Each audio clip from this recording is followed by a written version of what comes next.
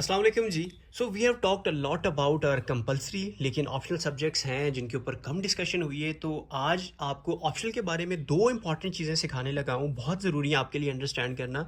So let me just open the books. ठीक है जी, ये एक है क्रिमिनोलॉजी की बुक, ये हमारा है पॉलिटिकल साइंस, और ये हमारे पास पड़ी हुई है सोशियोलॉजी की बुक। ठीक है, ये तीन किताबें हैं और इन तीनों में ना एक बड़ी कॉमन सी एक बात आपको दिखाई देगी। For example if it's sociology तो आपको सोशल थ्योरीज़ या सोशियोलॉजिस्ट पढ़ने को मिलेंगे।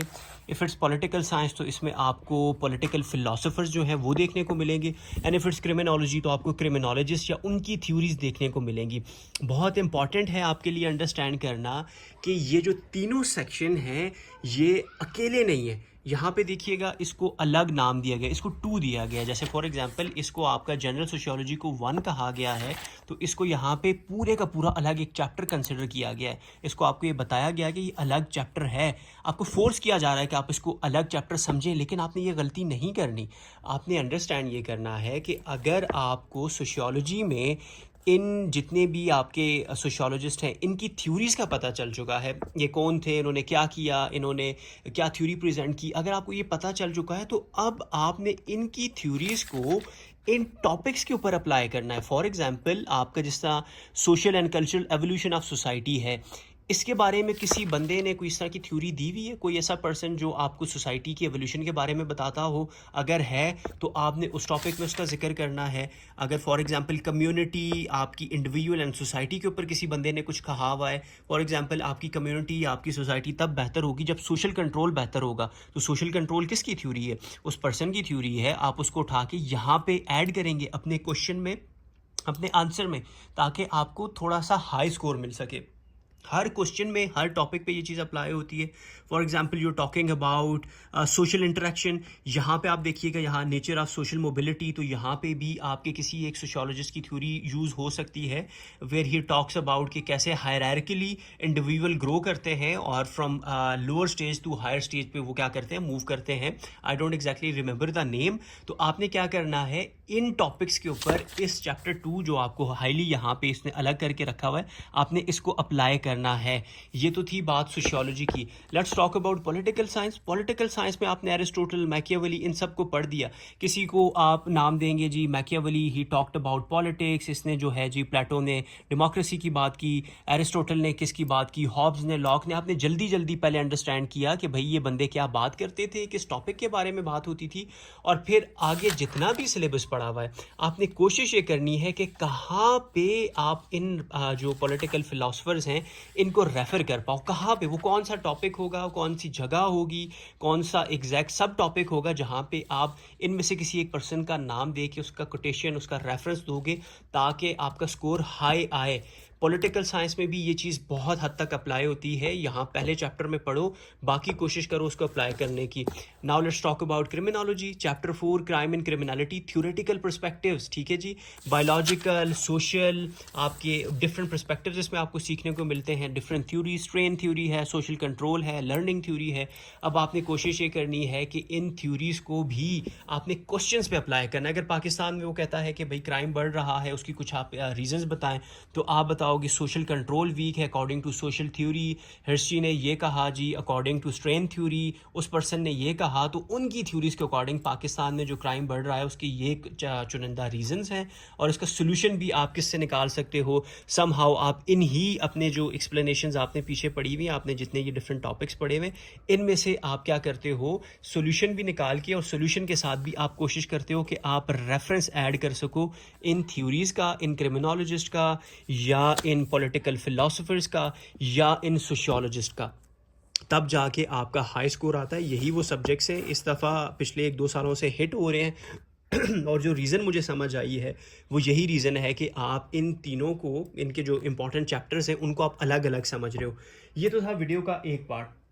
अनदर पार्ट जो बहुत इंपॉर्टेंट है मेरे लिए आपको समझाना, दैट इज़ कि अगर तो फॉर एग्जांपल आप ये सब्जेक्ट सारे ऑप्शनल पढ़ रहे हो, इवन आप अपने कंपलसरी भी पढ़ रहे हो, आपने आइंदा के बाद किसी भी टॉपिक की किसी डायमेंशन में नहीं पढ़ना तब तक जब तक आपको वाई, हाउ और व्हाट क्लियर नहीं हो जाता। वाई एक पर्सन की जो थ्योरी है उसने दी क्यों, क्या रीज़न थी कि उसको ये थ्योरी देने की। ठीक है जी, उसने थ्योरी दी क्या, वो टॉपिक है क्या, उसकी बेसिक्स क्या है, what are the basics, what are the causes, ठीक है जी, what are the solutions, what are the way forwards, ठीक है जी। व्हाट तो आपका इस तरह क्लियर हो जाएगा। हाउ, कैसे, कैसे ये आपके कॉजेज़ जो हैं वो इफ़ेक्ट कर रहे हैं, कैसे ये सोल्यूशन जो है इस प्रॉब्लम को ख़त्म कर देंगे, कैसे किसी पर्सन की जो थ्योरी है वो यहाँ पे यूज़फुल होगी, ठीक है जी। एंड वाई, उसी पर्सन की थ्योरी क्यों, यही सोल्यूशन क्यों, यही टॉपिक क्यों, ठीक है।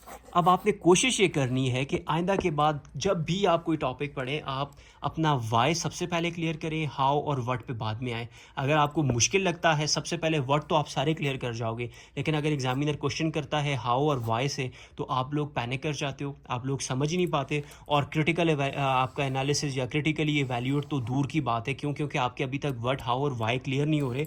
Let me show you something, ताकि आपको यकीन आ जाए। फॉर एग्जाम्पल आप ये देखो, ये आपका question 6, how can sexually abuse children be integrated into society, ठीक है जी।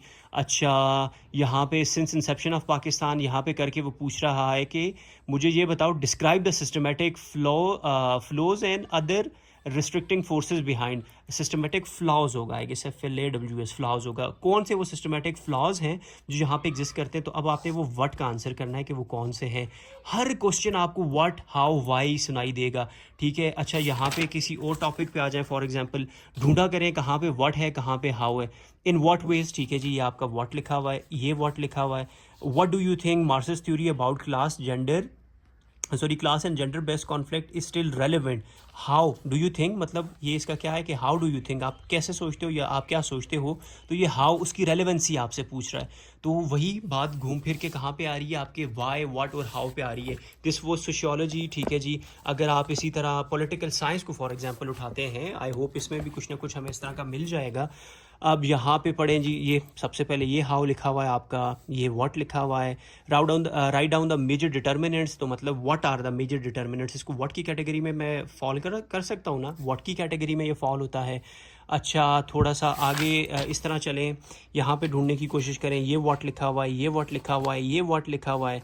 अच्छा, Ibn Khaldun while acknowledging the external factor emphasises more on the internal systematic factors as decisive for the decline of the state. Elaborate, मतलब how ये factors क्या कर रहे हैं, decisive है किसी भी डिक्लाइन ऑफ स्टेट के लिए। हाउ मतलब ये हाउ है। कोई टॉपिक उठा लें, कोई टॉपिक उठा लें, आपका क्या है व्हाट, वाई, हाउ, और कहीं रेयरली वो पूछ रहा होता है क्रिटिकली इवैल्यूएट। इसके ऊपर अलग मैं वीडियो बनाऊंगा, व्हाट इज़ क्रिटिकल इवैल्यूएशन, कैसे की जाती है, क्यों इतनी इंपॉर्टेंट है।